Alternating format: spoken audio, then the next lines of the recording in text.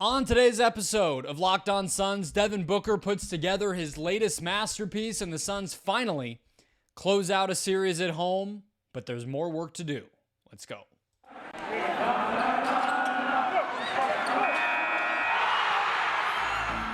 You are Locked On Suns, your daily Phoenix Suns podcast, part of the Locked On Podcast Network, your team every day.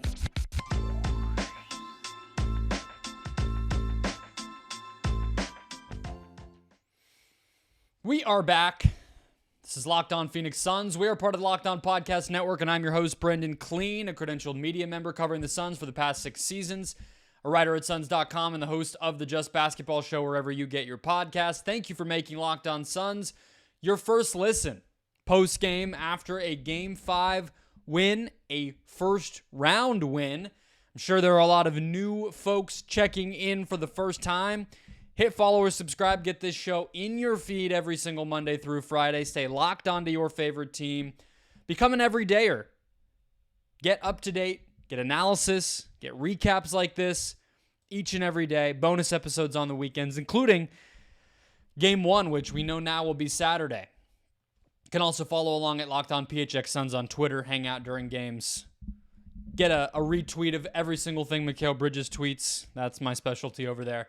We have a lot to get into. 136-130. The Suns obviously needed this one. That goes without saying. Did not want to go back to Los Angeles. Devin Booker said as much multiple times post-game. And they got their wish. But there was a lot between wanting to get that done and actually getting that done. Today's show, guys, brought to you by Game Time. Download the Game Time app. Create an account. Use the code LOCKEDONNBA for $20 off your first purchase. Last-minute tickets, lowest price. Guaranteed. All right. Moment of the game.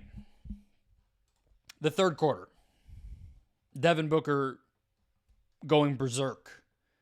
Devin Booker putting on a show and putting this team on his back. I feel like I want to say that I was early on the Devin Booker's been one of the best players in the playoff stuff. I want to say that I was early on the Devin Booker is having his best season of all time stuff back in late February, whenever he came back from the hamstring. It doesn't really matter if I was first or what. The point is, he might be the NBA player who is at the highest peak of the best, biggest powers right now. Like, he is on a plane of performance that nobody else can touch right now. And tonight, 47 points on better than 67% shooting from the field, 10 assists, just 3 turnovers. And this third quarter, it just proves that. It was another special night. I think now Booker is somewhere in the stratosphere of 40, averaging 40 in this series. I think heading into this game, he was averaging 37, and then tonight he had 47. So, yeah. Yes, he's averaging, this doesn't have the game tonight, so I will give you that update, but point being, this reached another level, even within a series where he's already been excellent, even within a season where he's already been excellent, even within a career where he's already, of course, been excellent, and the way that he did it, I think, was where I want to start, because he got his first bucket of the game on a relocation 3. He got an offensive rebound along the baseline, and then tossed it back into DeAndre Ayton, ran to the corner, made a 3 over Marcus Morris's face, had a couple of transition buckets in this quarter, and then he just started making everything. He just started picking apart the Clippers' coverage. He had a couple of mid-range jumpers that barely even touched the rim. Or barely even touched the net, I should say. They did hit the rim and went straight down. He was using double drag screens from Shamet and Biyombo to try to get mismatches. And then in some cases, he was rejecting that entire setup and going the opposite direction and beating the Clippers defense to the basket. The fact that at the peak of all of this incredible run, he would have an open dunk and an open 3, as well as multiple kick-out passes to Chris Paul. And it just felt like you were simultaneously watching a defense that was sold out entirely on stopping one person. Meanwhile, that one person was able to dissect that defense, that shouldn't be possible, right? That's literally what the Clippers were trying to take away. Now, of course, they were also trying to take away Kevin Durant, which is why Booker had the ball in his hands, why some of those driving lanes were there. Talk about that more in a second. And I am choosing to be positive off the top.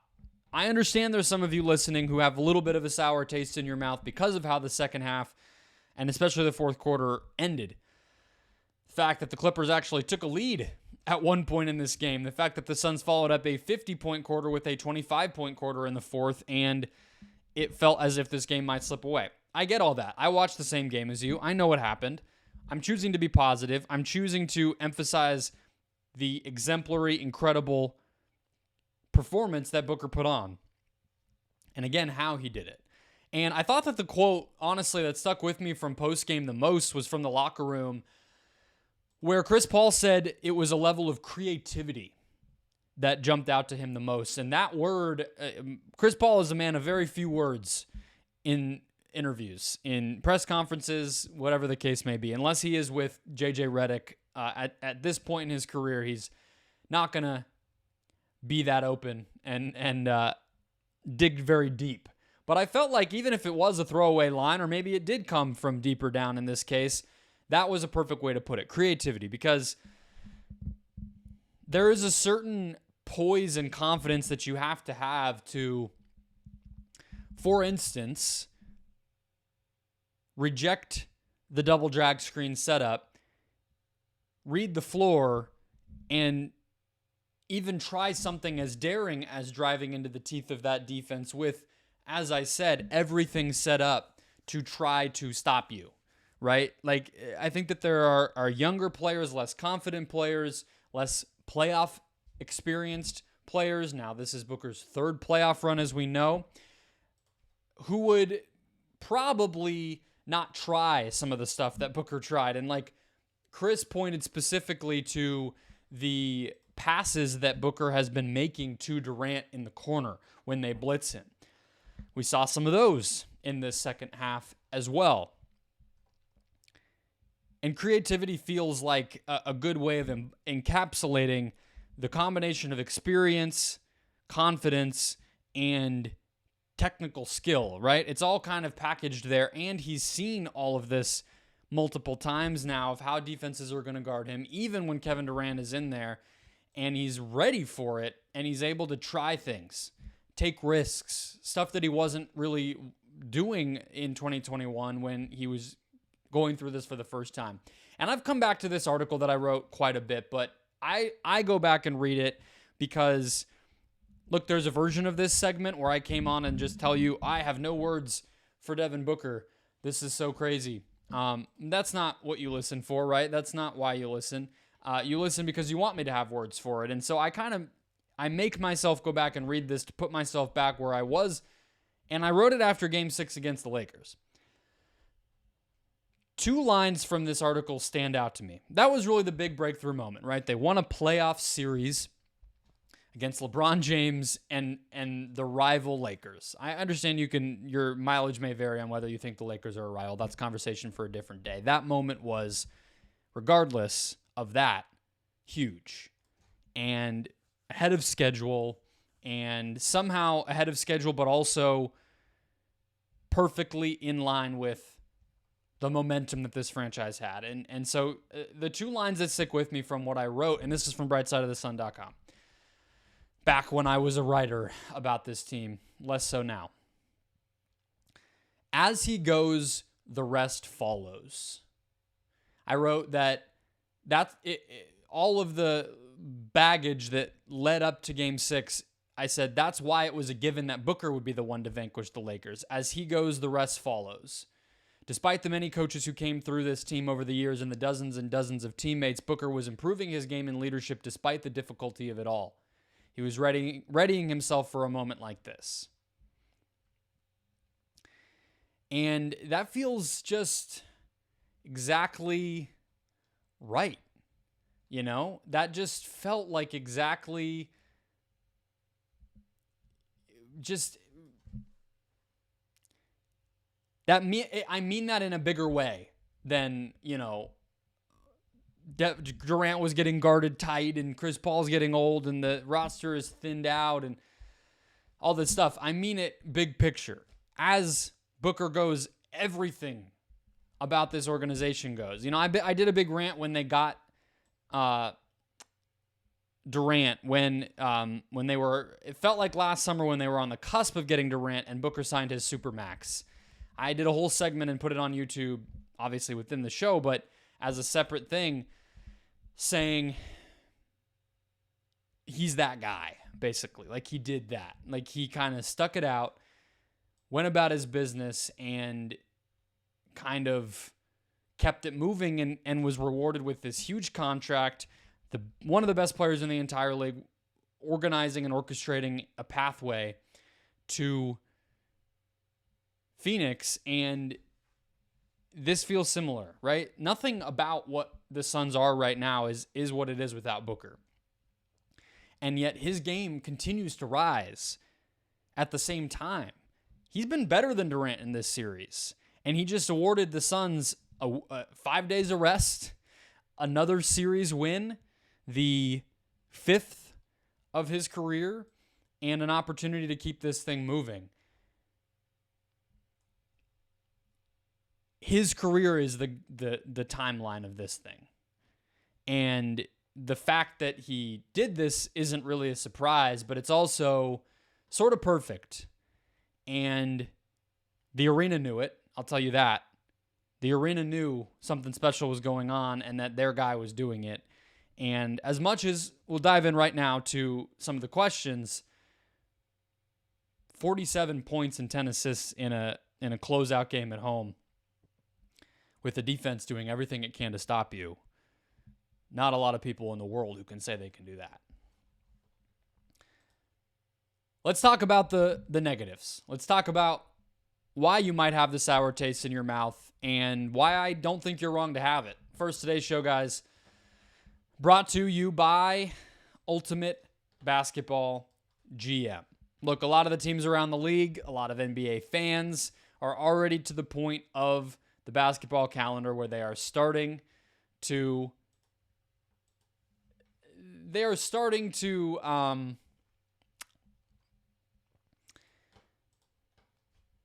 put their GM hats on and figure out what's next for their team. And if you've always thought about being a great NBA GM, then you will love Ultimate Pro Basketball GM. The game allows you to manage every strategic aspect of a franchise, playing through seasons, leading your franchise and fans to glory, and building a historic dynasty. In the simulation, you're responsible for dealing with challenging personalities, hiring the right coaches and assistants, trading and training players, navigating your franchise through free agency and the draft, and all of the natural ups and downs across multiple seasons.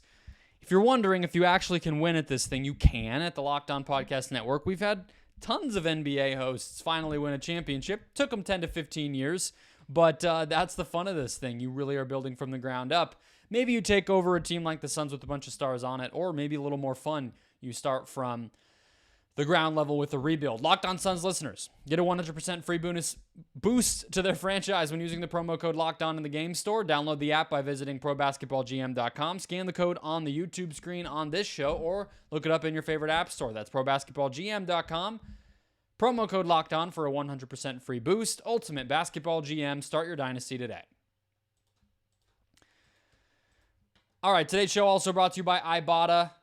And if you are feeling the pressure of the gas pump, maybe the grocery store, whatever the case may be, you know you're already spending.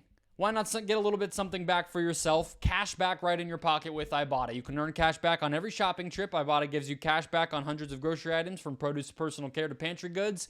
Either link your loyalty account or upload your receipt after you shop and get your cash back. The average Ibotta user earns $120 per year in real cash back. That could cover the cost of an entire shopping trip. A typical basket of groceries was over $50 more expensive by the end of 2022 than the beginning of the year due to inflation. You could earn 2.5 times that in cash back from Ibotta, or even more, depending on how much you use it. Ibotta gives you real cash back, not points. You can earn cash back on hundreds of online brands and retailers when you use the app, including Lowe's, Macy's, Sephora, Best Buy, and more. Right now, Ibotta is offering our listeners $5 just for trying by using the code LOCKED when you register.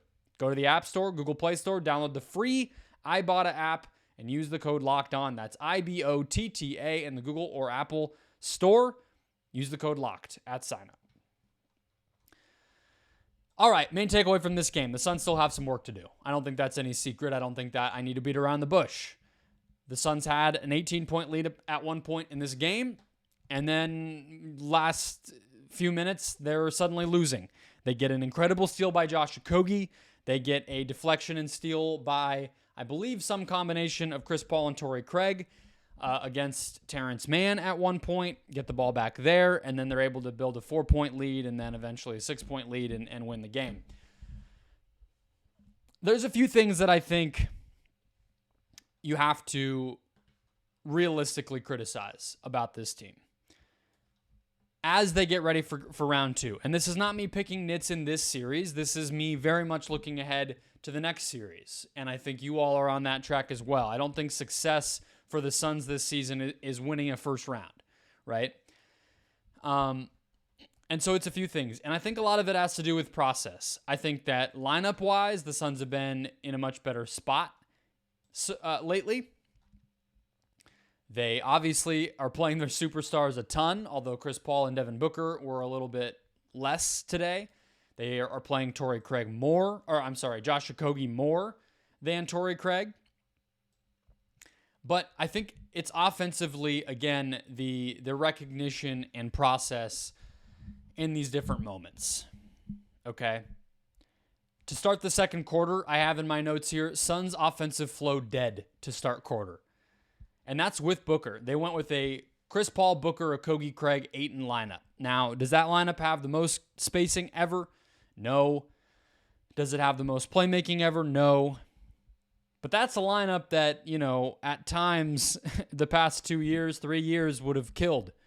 So I know Paul's taken a step back, but it shouldn't be as lost as it was. And that doesn't even have the Durant element of integrating and involving him. And it still felt incredibly flat. The Clippers sold out to keep the ball out of Durant's hands and keep him from getting shots up. So I don't want to over-criticize that, but Durant has not felt like he's been in a good rhythm in any of these games. Okay? He just has not. He started this game 2 of 8, ended up getting 30, ended up 10 of 19, which means that he went 8 of 9 on his next shots. So, that cheat code is always going to be there. But they were down 5 to 10 points the entire first half. They have had a lot of trouble on the glass. That is seemingly always going to be a problem. Not a great sign going up against Nikola Jokic, who's one of the better rebounders in the NBA, I think. And then you get to the fourth quarter, where Kevin Durant took a shot at the 10-minute and 14-second mark of the quarter. I believe he made a 3. He didn't take another shot until about the 1 to 2 minute mark on a fast break dunk.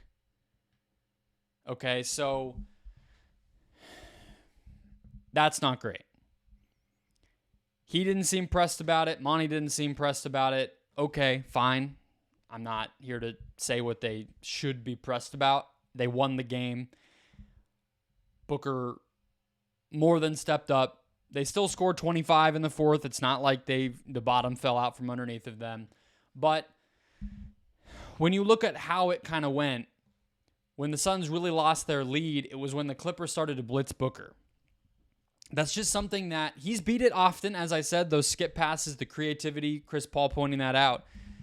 He's been able to do that and beat it, but not often enough. And Monty said that in those spots they need to get back to having the knowledge ahead of time and sort of plan out who the release valve is going to be. If you remember, they got pretty good at that being Mikal Bridges the past couple of years.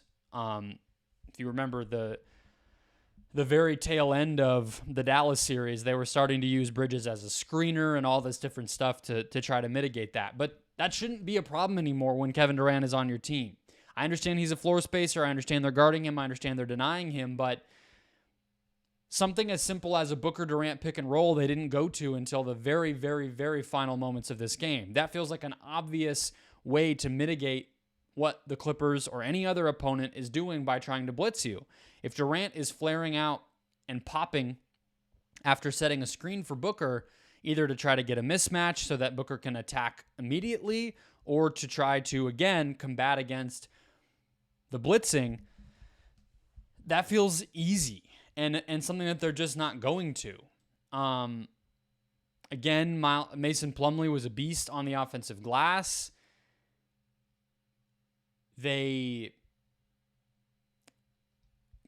Another example is times when Eric Gordon, who started this stretch well, this series well, and ended it poorly, he's guarding Booker or Durant, and it almost feels like they don't really need a screen in those moments. So this just feels like a team where still offensively they do not seem to have answers. Not that they don't have the talent and ability to answer, but they don't have their go-to responses. Maybe responses is a better way to put it than answer. Answer is a loaded word. It means like they're searching for answers. I'm not saying that. I'm saying when the defense does this, we do that. That's not built in for the Suns yet. It's going to continue to come. Denver will be a less difficult defensive challenge, or a less difficult defense to face, but on the other end, it will be a bigger defensive challenge. And the Clippers had 50 points in the paint in this game. That's not a ton considering they scored 130 overall, but they had 17 offensive rebounds and got 13 of their 36 threes to go in, got to the free throw line 37 times. These are just forms of slippage from the Suns defense that they're not going to be able to afford against a team healthy with potentially the best half-court offensive creator for an overall team in the league in Jokic. It's not going to be there. It's not going to be an option. It's not going to be an opportunity. If you allow that team to get into the paint, to get open looks off of ball movement, to get penetration to the point where you have to foul them, transition looks to the point where you have to foul them, you're asking for trouble, okay? And the fact that even in this series, with Kawhi and Paul George out at home, with all the momentum and wind in your sails, you still struggled with this to this extent. It can't make that locker room in Phoenix feel 100% confident. It shouldn't. And fortunately, they have 7 games to work it out. You don't need to win the whole series in game 1. But we all know watching this team that they are far from fully fledged. You can look at that as an opportunity that they can still get even better, and they've already looked pretty unbeatable at times in this series. Or you could look at it as cause for concern that as the level of competition rises, it's going to be a slog. It's going to be hard. It's going to be a real challenge. I'm excited. I think that the Suns absolutely can win this series based on what we saw in round 1, but it's not going to be easy. And there is a certain amount of beating themselves that I think we need to be prepared for as we watch this team. Let's close out the show with a bench mob vibe check looking at Cam Payne, who made his return, but Monty had an interesting quote post-game about, and Bismack Biyombo, who was just getting beaten up, but also flashed some nice chemistry with the starters in this series. All that after a quick word from Game Time. Game Time is the best place to go to buy tickets to anything. Now you know the whole schedule for Suns Nuggets. We don't know fully when these games are going to happen time-wise, but we know the days of games 3, 4, and 6, which the Suns will be hosting as the road team. That's interesting. Game Time, the best place to go. Flash deals and last-minute tickets. Easy to find and buy tickets for every kind of event. So maybe if you're already have your tickets for games 3 and 4 by the time you listen to this, you could get concert tickets, comedy tickets, theater tickets, whatever you want in the downtown Phoenix area. Images of seat views, my personal favorite feature. You never know if you're looking through the glass of the staircase and you don't realize it. You don't know if The angle feels like it's one thing and then it's another thing. Images of seat views are super clutch, super important to know what you're paying for. Lowest price guarantee, event cancellation protection, job loss protection, and more. Game Time is the place for last-minute ticket deals. Forget planning months in advance. Game Time has deals on tickets right up to the day of the event. Get exclusive flash deals on tickets for football, basketball, baseball, concerts, comedy, theater, and more. The Game Time guarantee means you'll always get the best price. If you find tickets in the same section row for less, Game Time will credit you 110% of the difference. Download the Game Time app, create an account, and use the code LOCKEDONNBA for $20 off your first purchase. Snag the tickets without the stress with Game Time. Terms apply. Again, create an account, redeem the code LOCKEDONNBA for $20 off. Download Game Time today. Last-minute tickets, lowest price guaranteed. Today's show also brought to you by Nissan. Nissan's most electric player of the week is brought to you by the all-new, all-electric 2023 Nissan Ariya. We got to go with Devin Booker. He's been a repeat winner lately. He is electric. He is fiercely elegant. He is stunningly powerful. His drive game is not something we saw. I read a little bit of that article that I wrote in 2021. His game's evolved. He is a downhill monster. He is somebody who terrifies the defense when he gets ahead of steam. It's not just footwork and jumpers and pretty stuff anymore. He is a genuine electric player who can do it all. The 2023 Nissan Ariya packs pin you to your seat power and premium intelligence all in one EV. The all-new, all-electric 2023 Nissan Ariya is the EV for people who love to drive. Shop now at NissanUSA.com. Today's show will be wrapped up with our usual recap segments, starting with the bench mob vibe check. Cam Payne debuted in this game, playoff debut. Only got 3 minutes, though, from about the 4-minute mark to the 1-minute mark of the second quarter, if I'm remembering correctly. Did not get a shot up, but he did have 2 assists in this game.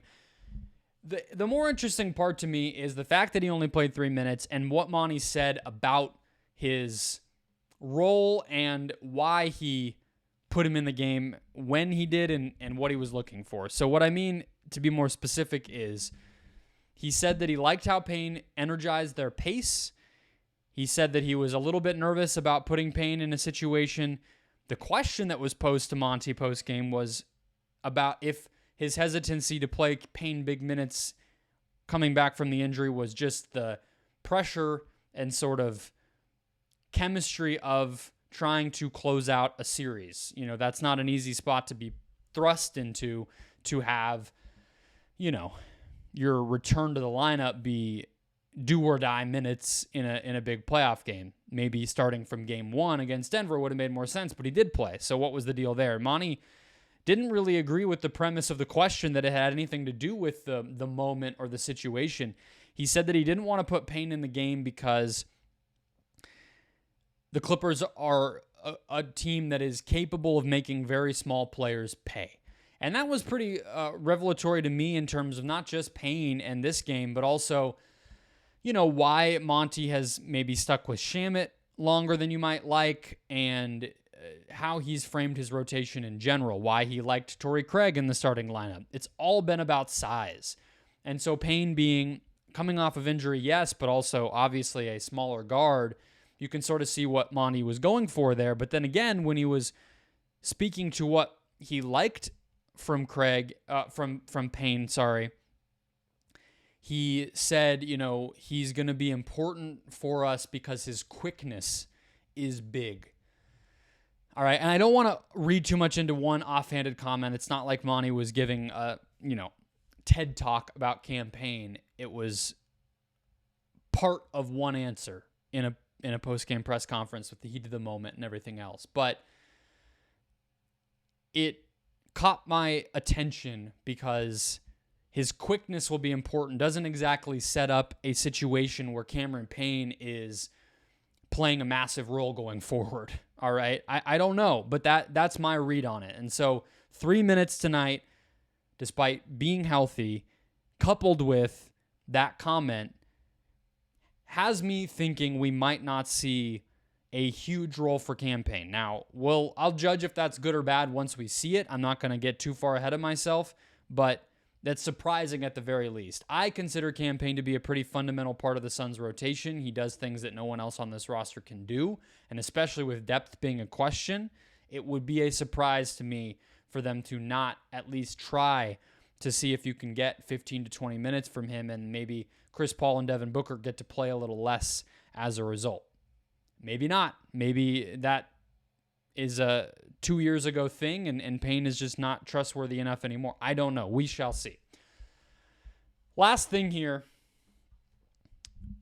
I guess this is also a bench mob vibe check, but it's a little bit of more of a box score thing. Biyombo played 12 minutes. Box score oddity is Biyombo's 12 minutes, which it's not so much that he played 12 minutes. That's not that crazy. He's been doing that. He's been playing quite a bit. It's when those minutes came.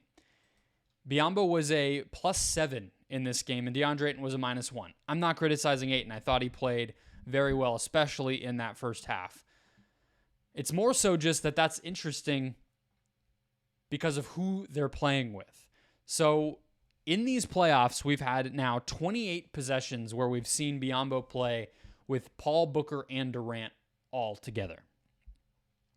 In those 28 possessions, which doesn't sound like a lot, and it's not, but you think, Biyombo's not playing a ton. He's a backup. Each game is somewhere between 95 to 105 possessions. So this series has been about, 425 possessions. This is 28 of those. So it's not insignificant. It's like 1/17 of the possessions. That's over 5%.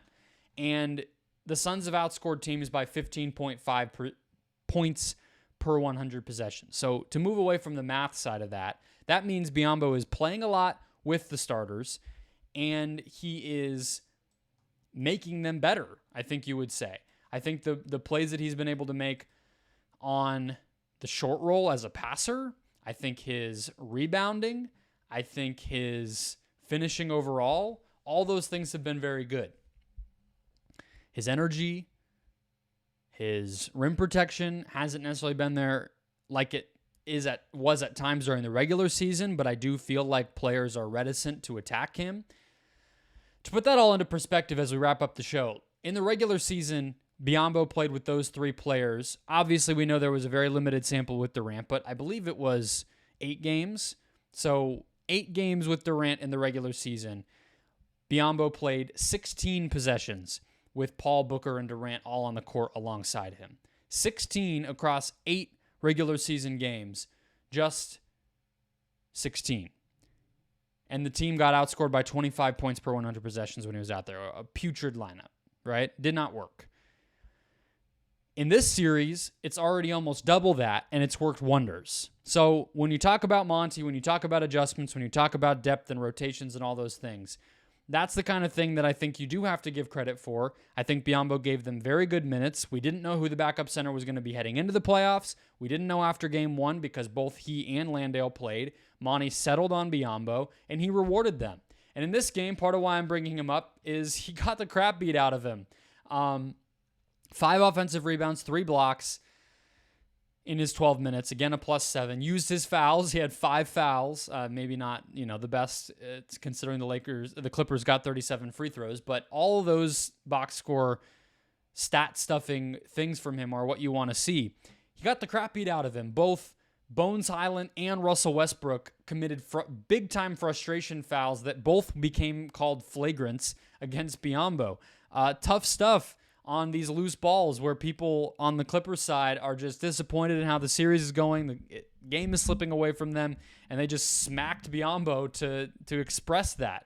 Not cool, and a little bit funny because Biz did look like he might have gotten hurt by Russ, and then he did bounce back. He's a very tough dude, and I get it. I'm not laughing that he almost got hurt. I'm just laughing that how did that happen to the same dude twice in one game? At the same time that he's playing really, really well. It was like, usually that happens to the kind of shacked in a fool member of the team, is they're just on the floor all the time and getting into it with people and whatever. It's like, nah, Biyombo is really, really playing well, and he's kind of like the sturdy vet on this group, and for some reason, he drew the violence of the Clippers. I don't know. I don't have a great explanation for it. I wish it had happened to somebody different, but he's setting himself up to get a real chance to play in the second round. We don't know what Denver will do We don't know what their second unit will look like, especially. They've gone small against Minnesota. That is all up in the air. More to come, more preview coverage as the week goes on. That is a perfect segue for you to listen to the next show. Become an everydayer. Get this show in your feed every single Monday through Friday, plus bonus episodes on the weekend. Become an everydayer. Get up to date on your favorite team. Get locked on to your favorite team every single day. All you have to do is hit follow or subscribe. It's that easy. This show will be there for you. In the meantime, make Locked On Sports Today your second listen on this Wednesday. Get caught up on everything going on around the whole world of sports. Also, you can hear me talk about this game on that show. It's available on all podcast platforms as well. I'll catch you guys on Thursday.